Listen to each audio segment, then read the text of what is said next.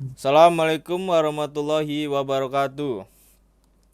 Perkenalkan kami dari kelompok 6 TT 43G1. Kami di sini akan mempresentasikan tugas besar Jarkomdat. Saya sendiri Muhammad Naufal Adiapasa dengan NIM 1101184280 dengan dua rekan saya yaitu Muhammad Rafli Ananda F dengan NIM 1101183476 dan Rizky Setiawan NIM 1101180011. Untuk pembahasan pertama di sini kami serahkan kepada Rizky Setiawan. Ya, pada presentasi kali ini yaitu ada 6 poin. Yang pertama akan menjelaskan yaitu pengenalan jaringan. Yang kedua yaitu pengenalan topologi jaringan. Yang ketiga pengamatan IPv4 dan subnetting. Yang keempat itu ada demo connectivity. Yang kelima yaitu ada demo dan penjelasan MAC address table. Dan yang terakhir, nomor 6 itu demo dan penjelasan routing table. Yang pertama yaitu ada pengenalan jaringan. Yang dimana apa itu jaringan? Jaringan komputer adalah jaringan telekomunikasi yang memungkinkan antar komputer untuk saling berkomunikasi dengan bertukar data. Tujuan dari jaringan komputer adalah agar dapat mencapai tujuan setiap bagian dari jaringan komputer dapat meminta dan memberikan layanan. Selanjutnya yaitu ada perangkat yang digunakan. Yang pertama ada router, yang kedua ada PC, yang ketiga ada server, dan yang terakhir ada switch. Selanjutnya yaitu pada tugas besar kali ini kita memakai topologi tree, yaitu adalah topologi gabungan dari topologi star dengan topologi bus. Untuk kedua gabungan tersebut berada pada satu jaringan yang mana keduanya menjadi kumpulan dari topologi star yang telah dihubungkan pada topologi bus. Sehingga untuk setiap klien akan dikelompokkan pada sebuah kelompok untuk dijadikan sebagai pusat komunikasi. Hal ini seperti struktur pada jaringan topologi star. Selanjutnya yaitu ada pengenalan topologi jaringan. Yang pertama ada kelebihan topologi tree. Kelebihannya itu memiliki jaringan yang lebih besar jika dibandingkan dengan jenis jaringan yang lainnya. Maka untuk topologi pohon ini cenderung lebih besar, sementara untuk topologi star dan topologi ring ini tidak cocok apabila digunakan pada skala di semua jaringan. Sedangkan topologi ini akan membagi semua jaringan pada bagian yang lebih mudah untuk diatur dan mempunyai akses segera. Kelebihan kedua yang dimiliki oleh topologi pohon ini yaitu mempunyai proses segera pada hubungan pusat maupun jaringan. Untuk jaringan yang seperti ini akan lebih memungkinkan dari beberapa perangkat pada jaringan yang dihubungkan pusat. Selanjutnya ada kekurangan dari topologi tree. Kekurangan dari topologi tree ini yaitu dapat melumpuhkan semua jaringan. Jaringan secara keseluruhan bisa melengkung apabila terjadi kegagalan utama pada data kabel trunk maupun hub pusat. Sementara untuk seluruh jaringan ini akan memiliki ketergantungan dalam satu hubungan pusat yaitu titik kerentanan pada topologi. Pengelolaan yang tergolong sulit. Untuk pengelolaan jaringan topologi ini tergolong lebih rumit dan sulit, terutama dari segi peningkatan ukuran di luar titik. Hal ini juga berpengaruh pada kinerjanya yang semakin lambat, padahal untuk topologi ini memiliki peran yang sangat penting. Dan selanjutnya, apa itu topologi jaringan? Topologi jaringan ini adalah salah satu cara untuk membuat sejumlah komputer saling berhubungan satu sama lain, baik menggunakan kabel maupun yang nirkabel. Biasanya tujuan topologi jaringan ini adalah demi kemudahan pertukaran informasi. Topologi jaringan ini sering dipakai pada perusahaan, lembaga, atau badan institusi agar teranggota bisa saling melakukan komunikasi dengan cepat. Yaitu di sini selanjutnya ada topologi jaringan. Ini hasil pembuatan dari topologi kelompok kami. Nah, di sini dalam ketentuan soal yaitu dalam satu gedung memiliki 2 switch, yang dimana di dalam satu switch ini memiliki 2 host. Dan selanjutnya pada gedung 2 sama seperti tadi, dan nantinya akan dihubungkan dari router gedung 1 dan gedung 2 yang akan terhubung pada server. Ya, untuk slide selanjutnya akan dibacakan oleh Muhammad Naufal Adiapasa. Baik, di sini saya akan menjelaskan pengalamatan IPv4 dan subnetting.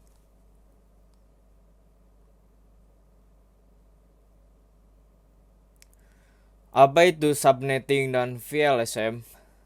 Subnetting adalah proses untuk memecahkan atau membagi sebuah network menjadi beberapa network yang lebih kecil. Atau subnetting merupakan sebuah teknik yang mengizinkan para administrator jaringan untuk memanfaatkan 32 bit IP address yang tersedia dengan lebih efisien. Sedangkan variable length subnet mask adalah teknik pembagian network yang mana setiap subnet memiliki ukuran subnet mask yang berbeda tergantung jumlah host yang ada di network tersebut. Tabel VLSM. Selanjutnya kita akan melakukan addressing dan subnetting menggunakan metode VLSM.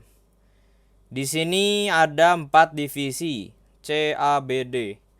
Karena set yang kami gunakan adalah set 0, maka divisi C sama dengan 32 host. Divisi A sama dengan 20 host, divisi B sama dengan 16 host, dan divisi D sama dengan 7 host. Untuk menentukan addressing kita harus mengurutkan nilai kebutuhan host dari terbesar sampai ke terkecil. Di sini kami membutuhkan 3 router, yang mana router pertama itu adalah gedung 1, router yang kedua adalah gedung 2, dan router yang terakhir untuk menghubungkan ke server. Tiap router tersebut membutuhkan 2 host. Untuk host yang 32 kami menggunakan /26.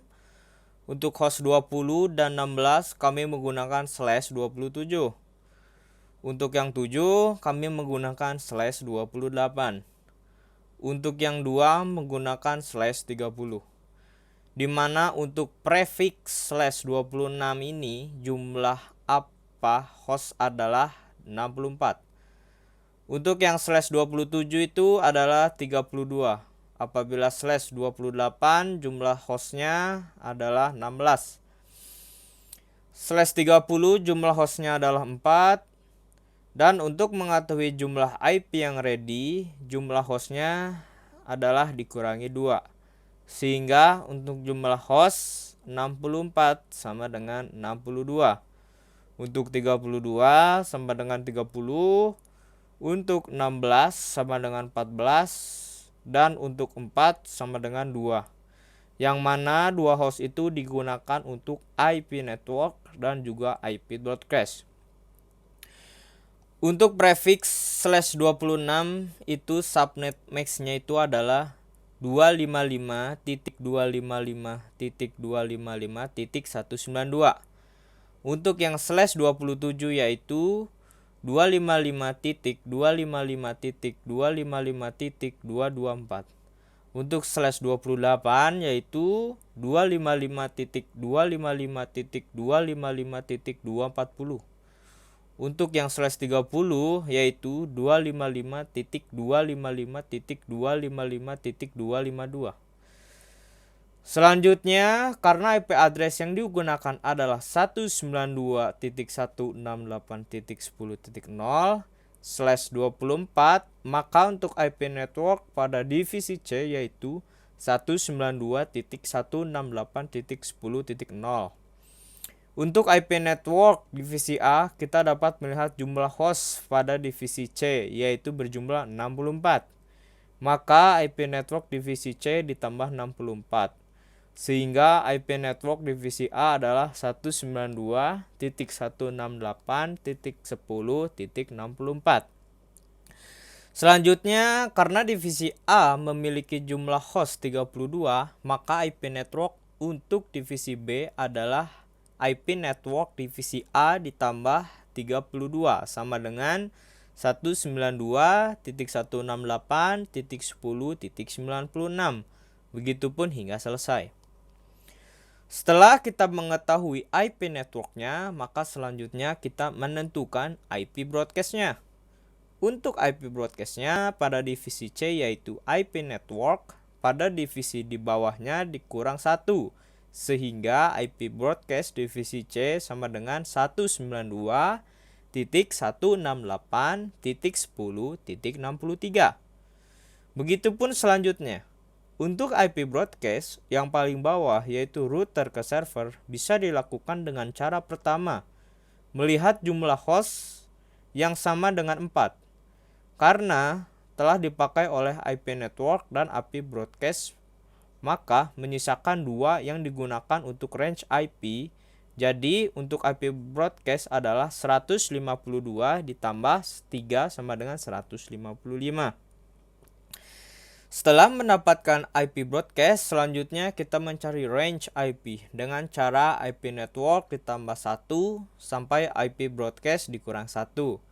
Maka untuk divisi C didapatkan rentan IP host yaitu 192.168.10.1, 192.168.10.62. Begitupun seterusnya. Karena masing-masing divisi memiliki 2 PC untuk menentukan IP address pada masing-masing PC kita. Hanya perlu memilih IP pada rentan IP host di masing-masing divisi tersebut.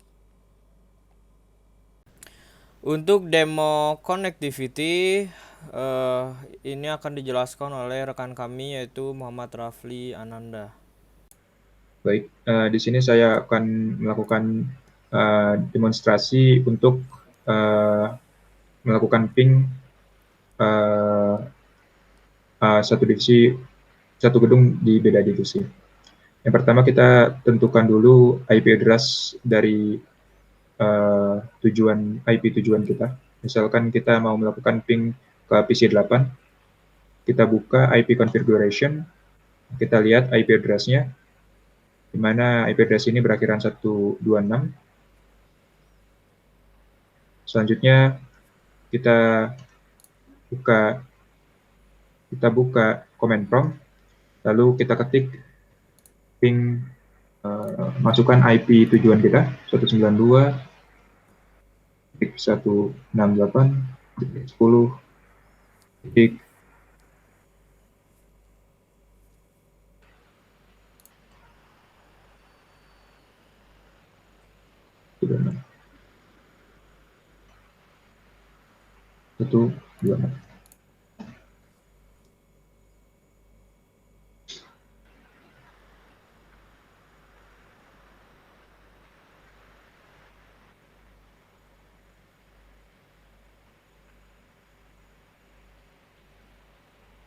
Dan hasil yang kami dapatkan itu time to live, paket yang dikirimkan semuanya terkirim, tidak ada loss sama sekali, sehingga dapat disimpulkan ping router gateway berhasil.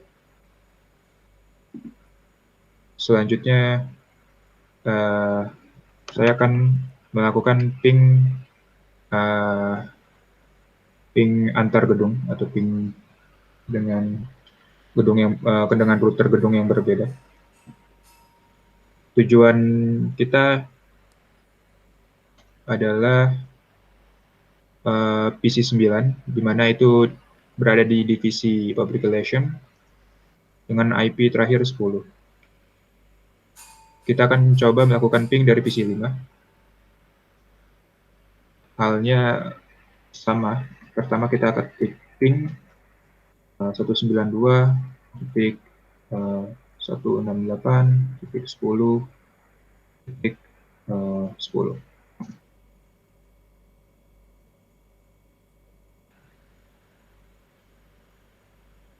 Baik, ini menunjukkan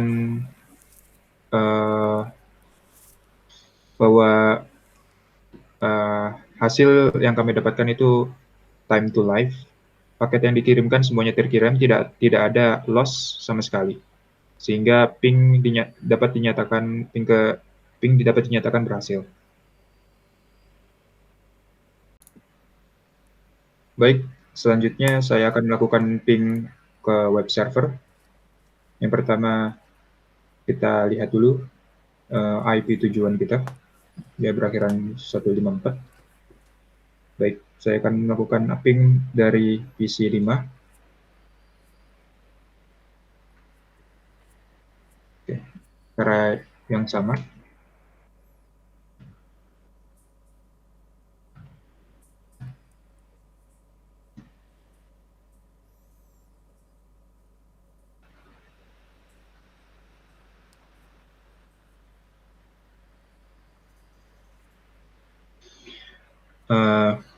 Baik, hasil yang kami dapatkan adalah time to live.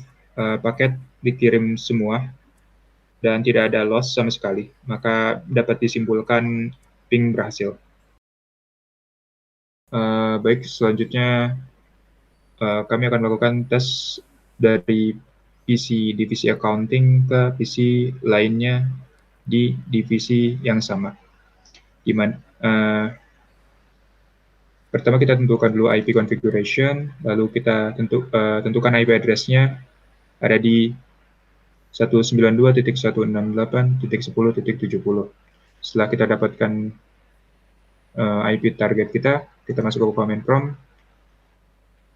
Oke, kita ketik ping 192.168.10.70.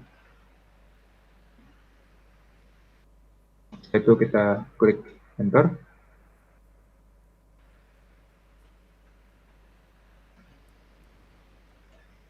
Baik, hasil yang kami dapatkan adalah time to live. Paket dikirimkan, paket terkirim semuanya, tidak ada loss, sehingga dapat disimpulkan bahwa ping itu berhasil. Oke.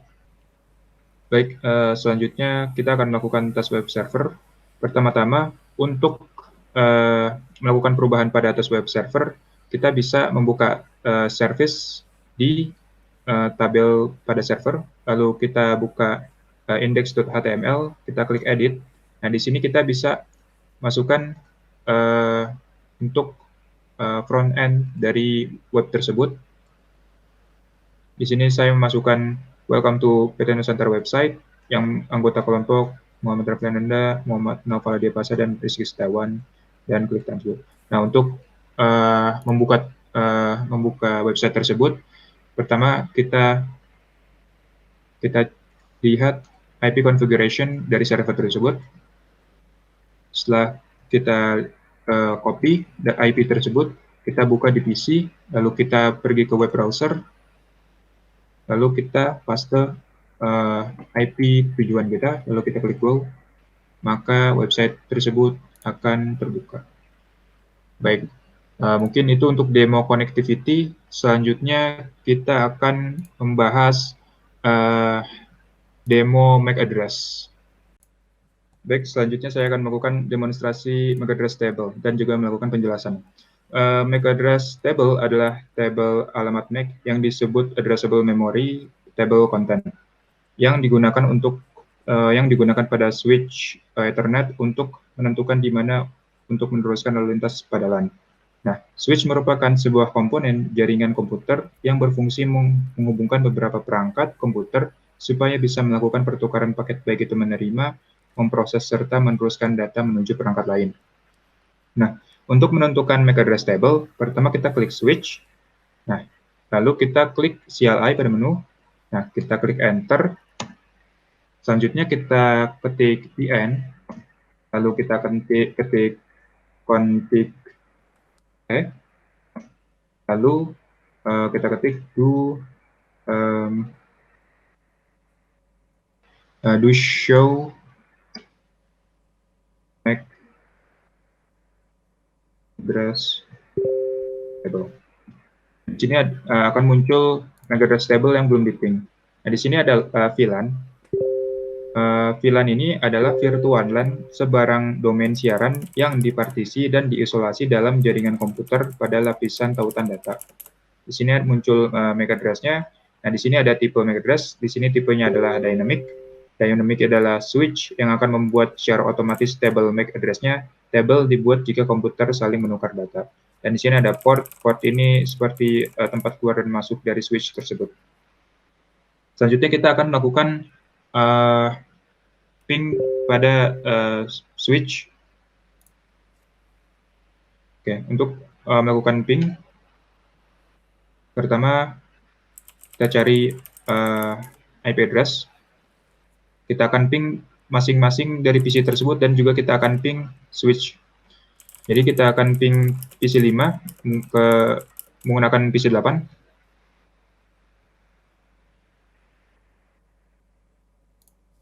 Ping PC 9.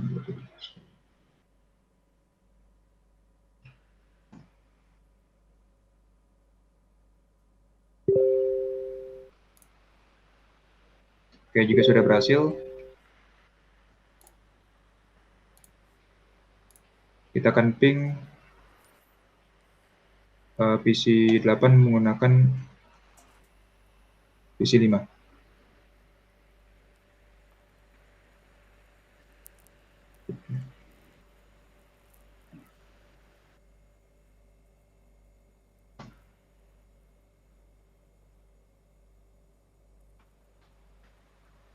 Oke, jika kita sudah ping kedua PC tersebut, selanjutnya kita akan ping gateway.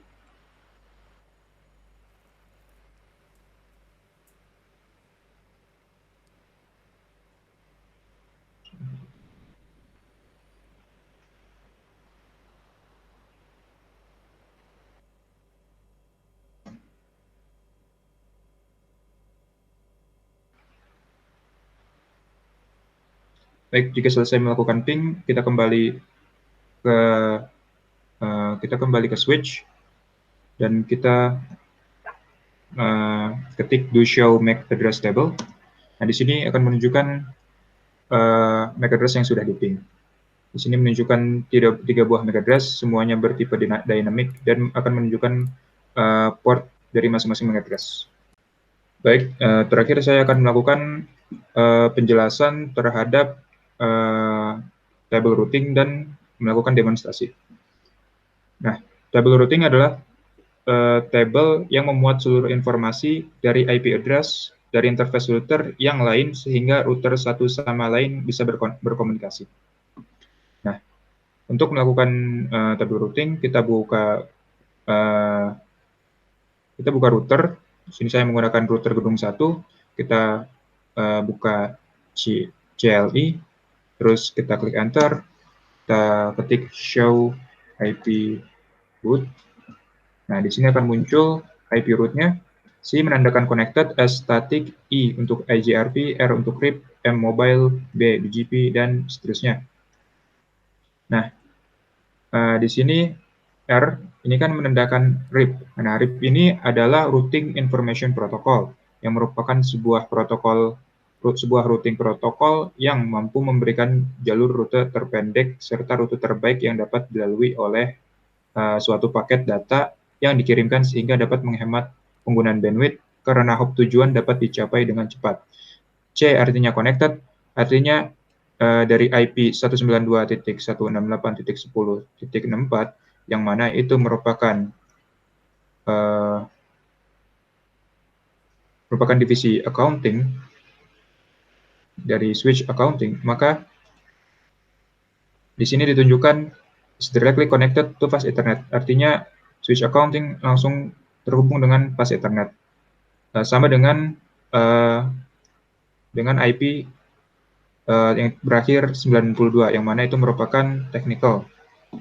Yang di bawah merupakan RIP, selanjutnya connected, Selanjutnya ada RIP lagi, dan terakhir juga Routing Information Protocol juga. Nah, mungkin sekian yang saya bisa jelaskan dari demonstrasi routing protokol. Saya kembalikan ke Nova Diapasa. Ya, terima kasih Saudara Rafli dan Saudara Rizky. Sekian dari kelompok kami.